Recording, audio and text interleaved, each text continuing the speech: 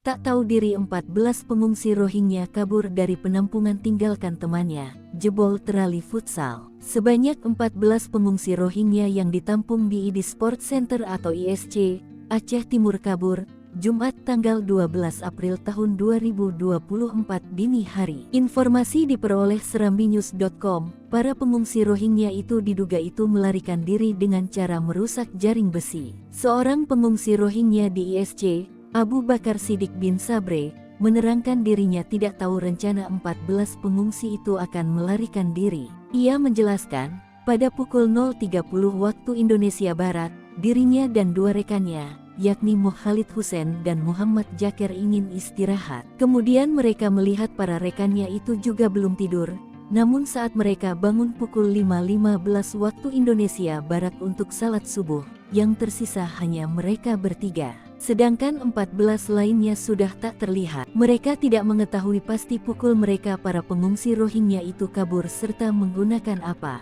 Kasat Pol PP Aceh Timur, Tuku Amran, yang dikonfirmasi serambinews.com membenarkan informasi adanya kejadian tersebut.